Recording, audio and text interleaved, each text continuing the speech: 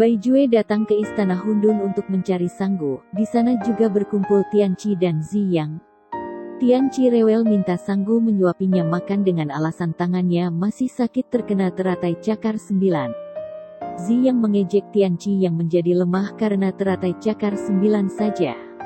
Tentu saja Tianqi tidak selemah itu, ia hanya ingin sedikit bermanja-manja ke gadis yang dicintainya. Begitu Sanggu akan menyuapi Tianqi, Bai Jue datang dan meletakkan kembali sumpit yang berisi makanan untuk Tianqi. Sanggu tersipu sembari menahan gembira karena Bai Jue mencarinya.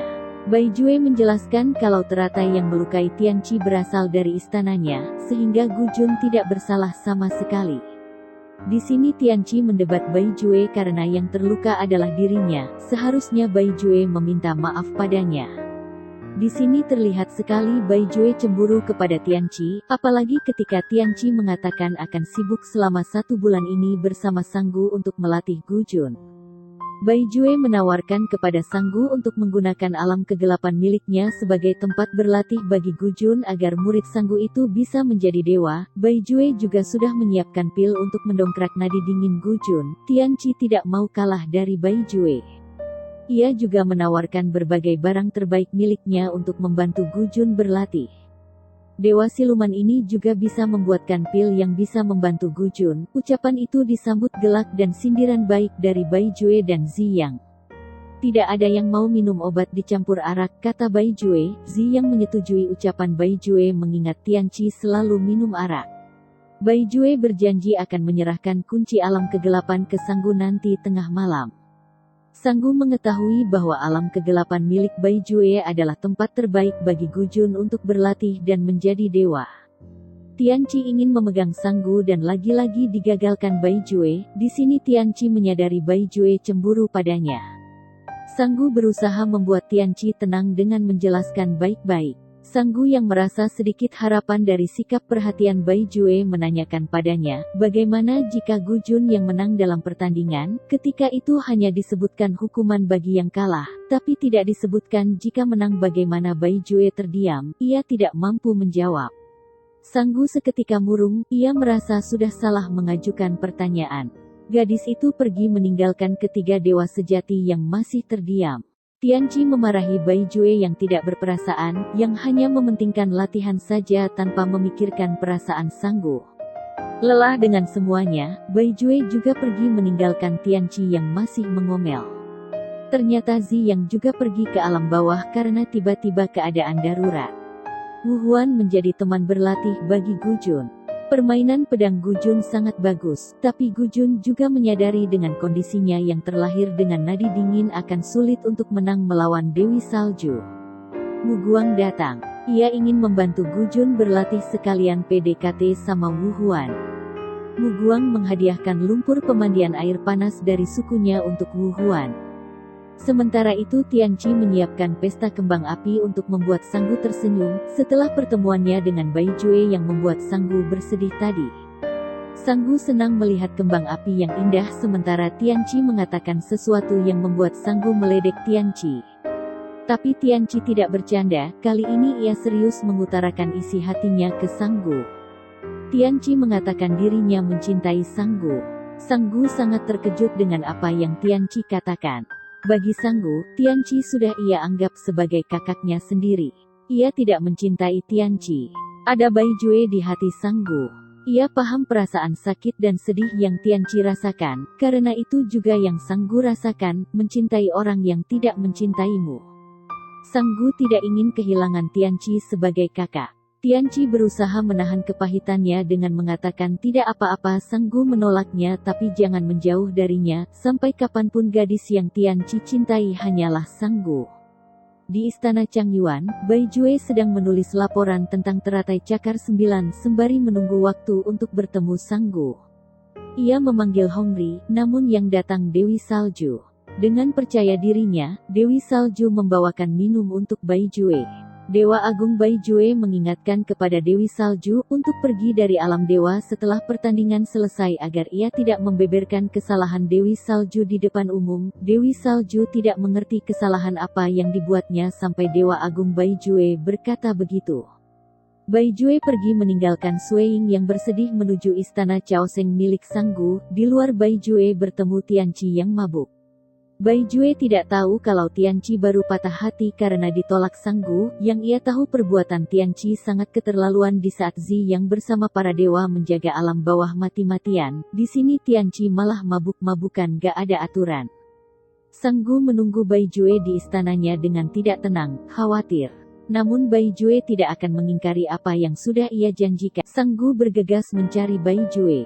Di istananya, Bai Jue berusaha membuat Tianqi sadar dari mabuknya. Tianqi menyindir Bai Jue yang bersikap seperti pengecut.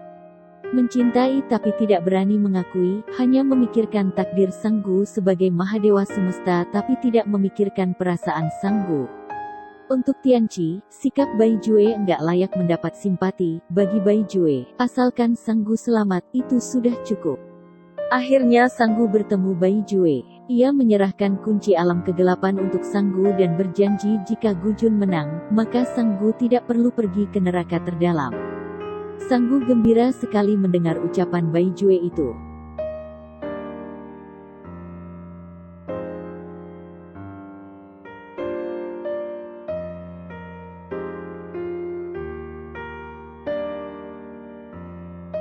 Di alam kegelapan, Gujun harus menahan cobaan petir agar dirinya bisa naik menjadi dewa, sementara Bai Jue memantau melalui CCTV ala dewa latihan Sanggu dan muridnya itu.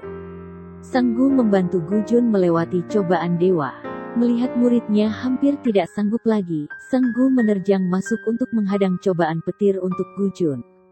Berat dan tidak mudah ini cobaan petir untuk mengangkat dewata menjadi dewa sudah sedahsyat ini pikirnya. Ia teringat bagaimana Bai Jue menahan cobaan petir untuknya yang seorang Mahadewa semesta. Sanggu jadi mengerti banyak hal. Sanggu datang untuk mengabari berita gembira soal Gujun menjadi dewa ke Yuemi. Hari ini Yuemi menerima laporan tentang banyaknya teman dewa yang gugur untuk menjaga alam bawah. Yuemi jadi mengerti kenapa Bai Jue memaksa Sanggu pergi ke neraka terdalam. Sanggu pergi mencari Ziyang tapi tidak jadi masuk karena di sana Ziyang sedang marah-marah mengenai nadi spiritual yang tersisa sedikit. Seorang dewa keluar dan Sanggu bertanya kepadanya, keseimbangan alam bawah segera runtuh karenanya memerlukan Mahadewa secepatnya memangku jabatan dan menempa dekrit Mahadewa. Sanggu terdiam, hatinya sedih. Sebagai seorang Mahadewa, ia tidak bisa melindungi alam dewa karena kekuatannya yang lemah. Dipandanginya mainan-mainan yang ia sukai, ia harus meninggalkan semuanya demi berlatih ke neraka terdalam. Pertandingan antara Gujun dan Dewi Salju dimulai. Lagi-lagi Dewi Salju menggunakan trik sihir untuk mengecoh Gujun. Namun Gujun tidak terkecoh dan akhirnya memenangkan pertandingan itu. Sanggu memaafkan Dewi Salju dengan tidak mengusirnya dari alam dewa, namun tidak dengan Bai Jue. Hongri datang dan membeberkan kesalahan Dewi Salju yang memprovokasi dua dewata dan mencuri teratai cakar 9. Atas kesalahannya ini Dewi Salju diusir dari alam dewa dan diasingkan ke neraka terdalam. Setelah kehebohan yang dibuat Dewi Salju, Mahadewa Sanggu membuat pengumuman. Dirinya akan pergi ke neraka terdalam dan tidak akan kembali sebelum menjadi Mahadewa semesta. Semua yang hadir di pertemuan itu dibuat haru oleh Sanggu, terutama Bai Jue. Hatinya diliputi rasa haru yang dalam. Ia percaya Sanggu akan menjadi Mahadewa semesta yang sinarnya paling terang. Sanggu pergi seorang diri ke neraka terdalam. Sekali masuk ia tidak bisa keluar kecuali menguasai kekuatan semesta. Di neraka terdalam, Sanggu setiap kali harus menghadapi serangan dari suku iblis sembari menghirup aroma semesta dari bunga pembunuh dewa. Di alam dewa, Yuemi dan Tianqi dilanda kangen kepada Sanggu sampai ingin masuk ke neraka terdalam untuk menemani Sanggu.